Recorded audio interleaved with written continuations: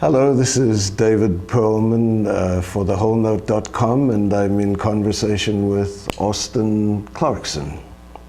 And our immediate context is an upcoming concert that you're curating. Is that the right word? I That is the right word, yes. Yeah. So let's start there and circle back to it. That concert is going to be at the Betty Oliphant Theatre, the National Ballet School, on October 6th. Okay. And I proposed the program to our artistic director, Bob Aitken. Of New Music Concerts. Of New Music Concerts, last year. And he liked the idea very much, and so here we go. And the title of the concert? And Stefan meets Anton, and Morty meets John. Meaning Stefan Volpe meets Anton Webern, and Morty Feldman meets John Cage. All right.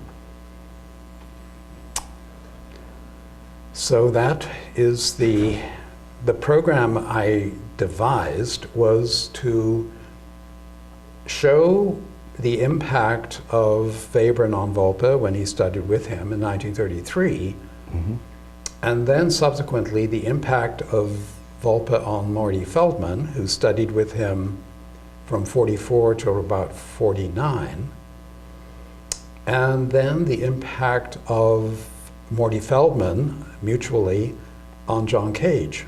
Okay. When they met in 1950. And the pieces I chose were a concerto for 9 instruments that Volpe wrote while he was studying with Webern. And that's in Berlin in the Berlin. 30s? No, in Vienna. He was studying in Vienna. He'd arrived in Vienna as a refugee from Nazi Berlin just in September of 1933. And he had 3 months with Webern before the Austrian police expelled him from Austria with a threat to deport him back to Germany. And so in those 3 months, he composed this concerto for 9 instruments. And at the same time, curiously enough, Webern was composing his own concerto, which turned out to be for 9 instruments eventually. And when Volpe was I'll just go through the rest of the program before coming back to that concerto. So there are those two key pieces, the Volpe concerto and the Webern concerto, both for 9 instruments, almost exactly the same instruments. Which is always a good premise for a concert, because it allows you to assemble your core. The artistic director always likes to have I expect so. more value from his musicians. Sure. And then the next piece, chronologically, is John Cage's string quartet, for a string quartet. And it's a piece he wrote beginning in Paris when he was there on a fellowship to study at the Bibliothèque Nationale the music of Satie. But while he was there, he met Boulez, and he went to the studio of Messiaen and played his sonatas and interludes and began this string quartet. And he finished it the next year in 1950. In the meantime, he had met Morton Feldman at a concert in Carnegie Hall, conducted by Dmitri Mitropoulos, with the New York Philharmonic playing the Webern Symphony, Opus 21. They both left the concert at the same time, and Morty went up to John and said, "Wasn't that beautiful?" Because he had already seen John Cage at a meeting at one of the musicales at the Volpe apartment uptown, and had not spoken to him. But this time he spoke to him. So they left at the same time, early. The one version of that story that Alex Ross quotes in his book is both angry at the reaction of the audience to to the Webern piece, which sounds as if it was being placed in that mandatory before the intermission slot for new music, Right. which still Right. seems to be the case. Right. But sorry, so go on with it. So Feldman at that time was writing a string quartet also, which he came to call Structures. And he, by that time, had left the Volpa studio. He wasn't taking lessons anymore. And he was kind of trying to find his own way, very much involved with the New York painters. And so Cage invited him to his apartment down on the East River, and Morty showed him this draft of this string quartet. And Cage said, well, how did you make that? He was fascinated.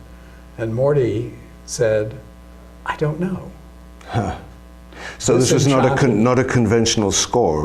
Oh, yes, it was. It was a conventional Yeah. score, was it? In fact, I brought it if you want to see it. Okay, we can read it after. And so, but actually Morty knew pretty much what he was composing, because I've analyzed it and I can see how he was adapting Volpa's way of working with shapes for his own kind of imagination. So then they hit it off, and Feldman really became a member of the Cage circle. And but he said Volpa was totally okay with that. And he was totally open. He didn't feel aggrieved or somehow that Feldman had let him down. So Feldman then worked with Cage. Not worked with him, but kind of was in his circle with the artists and going to the artists club downtown on 8th Street and developing his unique imagination in a way that Volpa hadn't yet been able to support. And the curious thing is that in the later 50s, Volpa came to see the virtue of the kind of music that Feldman was writing and developed his own notion of what he called the discontinuum. And so the final piece on the program is going to be this piece for chamber orchestra, chamber piece number 1, in Volpa's late style, which is like moment form. Each moment is kind of unto itself. And this is a Feldman. No, this is Volpa's. This is Volpa's own late work. Yeah, a late piece. Okay, so there's a cycle to So it. there is this like leapfrogging series of interactions, which I really am very interested in hearing in one program. Right. Oh, that sounds like a really nice shape to it. Yeah. But your relationship with New Music Concerts goes back. Goes back, Much I further would than say, about 25 years. Really. Yeah. So to the early, so the fact that Cage in Canada and New Music Concerts, there's a whole lot of autobiography in this, Indeed, isn't there? right. I knew Morton Feldman very well, and John Cage I knew also. He would often visit York University, where I taught for 25 years. Right. And David Tudor also, who was the pianist, who actually was like the linchpin between the Cage and Volpa groups, because he played all their music. So Volpa is pivotal for you in all of this, I sense, because his music is, he's, in a funny way, he's mentioned all the time, but in the context of other people's music. And it seems like 2 lives where he was the odd man out, first in Europe, and I suspect his politics had something to do with that. Very and then much. when he got to the States, again, his politics in the McCarthy era would have made him almost in a funny mirror situation, the odd man out all again. But when did you discover his work? Well, I discovered his work in Sam's record shop when it was on along College Street, west west of Bathurst. And it was 1957 or 6 when I was working in Saskatchewan at the University of Saskatchewan in Saskatoon, my first job after graduating from Eastman. And I was thumbing through the new releases, and I picked up this LP and saw the face of this composer in many different angles and moods, from laughing, from looking very pensive, and he had an open shirt, and he was so out there. And I thought, this must be interesting. So I turned it over, and there Aaron Copland had a blurb saying that Volpe was one of the most important composers of this era. So I thought, well, I'll try this. And I took it home and played it. And I thought it was absolutely bizarre. I could not understand it. I had gotten as far as Bartók and Stravinsky. I had written my thesis on Stravinsky's Symphony in 3 movements. But Volpe was beyond that. And when I played it for my friends, they thought, this is absolutely ridiculous. So then I get to New York, and I'm studying for my doctorate at Columbia. And my roommate, who was a pianist studying and teaching at Juilliard, said, would I like to join a small group of students who are studying with this composer who needs money because he's very poor. And my girlfriend is a student of his wife's. And I said, well, what's his name? And he said, Stefan Volpe. I said, well, I think that would be extremely interesting, because all I was studying at Columbia was medieval and Renaissance music. And I loved contemporary music. So it was a big relief from my studies. So that's how I got in touch. And so through Volpe's music, did you find, I mean, where did Webern fit into this? Was he already part of the accepted curriculum Webern was a of study, mysterious figure for me at that time. Volpe would study Schoenberg a lot with his students and Webern. But at that particular class, he chose Schoenberg. Okay. So we studied Opus 11, Opus 16, and we were analyzing the piano pieces. But when I first went into his room, his third floor walk-up on West 70th Street, it was like walking into a seismic event. This man radiated the kind of energy that you didn't believe people could provide, just like an everyday thing. Also, he revealed that music was something beyond anything I'd ever experienced up to that point. And I realized it was going to be really a life's work to become adequate to this way of being in music. So that's where it began. So I finished my PhD. He died in 1972 of Parkinson's, and I was the only musicologist really in his circle. There was one other, but she was a really terrific pianist, and she was devoted to that career, although she did a great deal. And so it turned out that I had to become a Volpe specialist. There didn't seem to be anybody else to do it.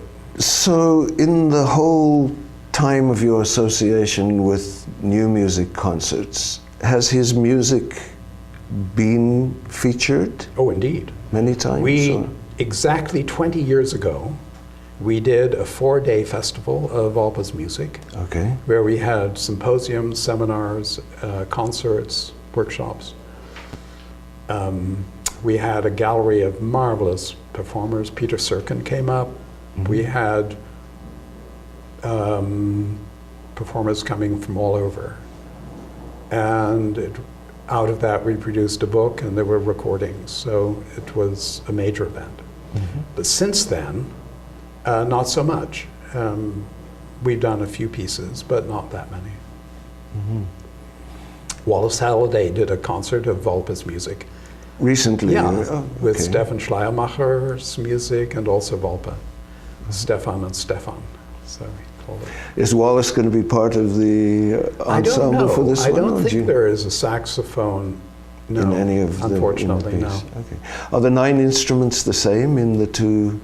Almost, almost. yeah. So who influenced who in that one? Well, Who was the teacher and who that's was what the got me started. It was a marvelous time. He wrote amazing music there.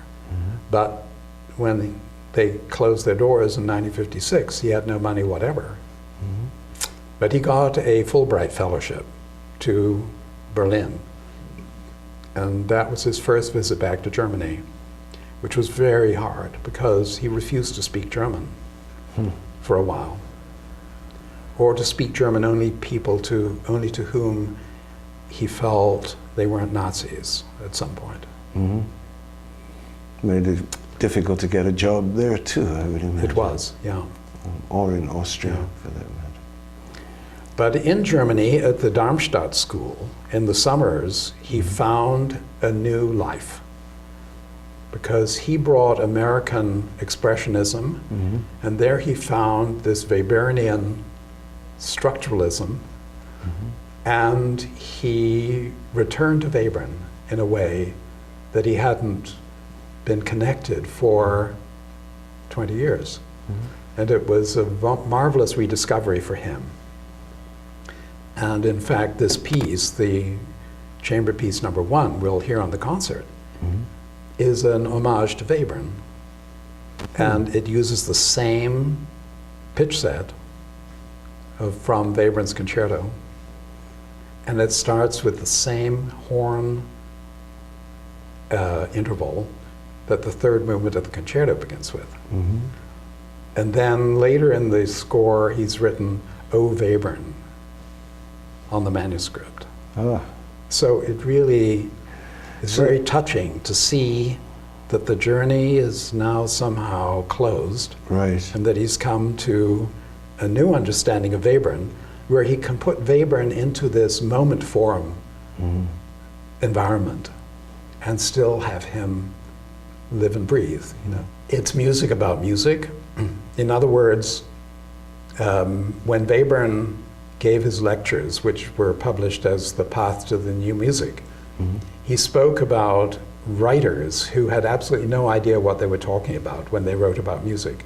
And he included Schopenhauer and Nietzsche and Karl Kraus, who was the editor of this great journal that they all read.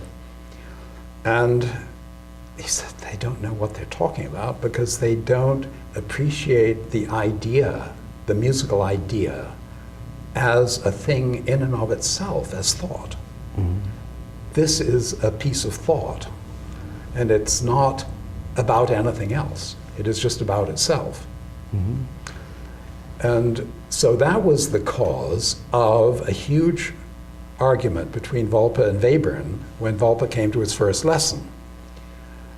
Webern was, of course, speaking for music as an absolute independent art form. And Volpe wanted to see music as Gebrauchsmusik, that is, music for use. It had to persuade people, it had to change people and move people and create the new man. And so they had a furious argument. And then it wasn't more than 2 or 3 weeks before Volpe had become a total convert to 12-tone music. And in those 3 weeks, he had received from Webern something about his attitude to music that changed him totally. And that's what Feldman talks about, is the attitude. It's not the techniques, it's not the devices, it's the attitude. And One can imagine a similar furious argument or not between Cage and Feldman. Well, between Cage and Volpe, they had Between real Cage and arguments Volpe, in the public. They were famous for their shouting matches. Oh, really? And they happened on the streets of New York and at conferences and at Darmstadt. And yeah, it was. But the argument was never over whether music was pure thought in itself. And that, for Cage, it had to be a piece of nature.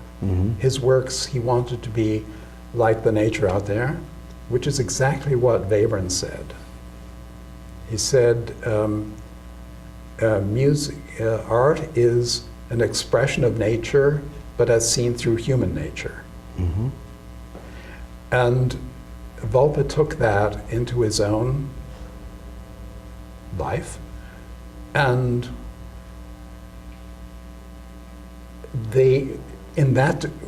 to that extent, they both agreed, Cage and Volpe. It's just they had different natures. And so their music came out totally differently. And it's very interesting that what Feldman says is most of importance to him.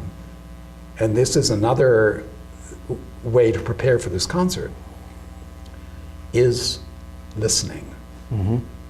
He's concerned only what happens when you listen, and that there is a different kind of listening that happens in different kinds of music.